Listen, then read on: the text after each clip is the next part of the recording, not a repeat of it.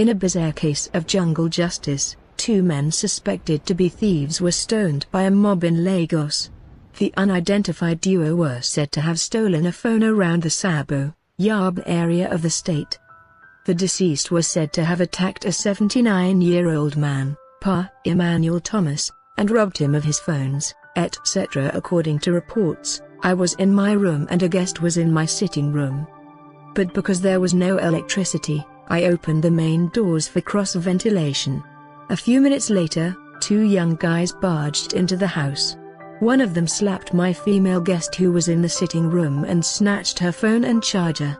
The other guy told me to give him all my money and I told him all I had was N30 which was kept inside my Bible. They also snatched my telephone and wristwatch.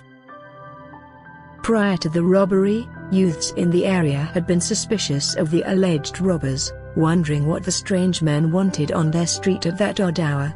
One of the youths, who craved anonymity, said, "Around 3:30 am, I was returning from a carnival when I noticed 2 strange faces on Little Road. When the guys saw me, they pretended to be fixing an abandoned bus and were talking as if they were a bus driver and his conductor waiting for daybreak. When I walked past, they continued to roam the street, so I informed one of my friends and together, we tailed them.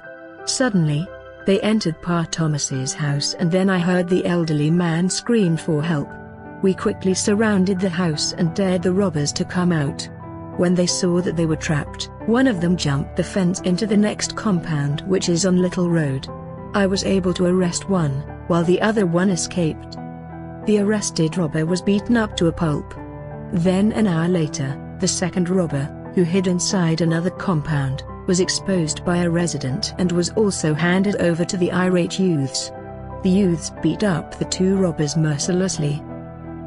When the residents were asked why they did not involve the police, one of them said, "On that day, there was a serious crisis at a neighboring community, Iwaya, and most of the policemen from Sabo Division had diverted all their attention to the area. Also, these robbers usually hang around a brothel located on a neighboring street. If we hand them over to the police, they will be released and come back to terrorize us." It was learned that the alleged robbers, who were still alive, were stripped naked and dumped on the Sabo end of the Herbert Macaulay Way, about 200 meters from the Sabo Police Division. It was, however, learned that passers-by pelted the alleged robbers with stones until they died.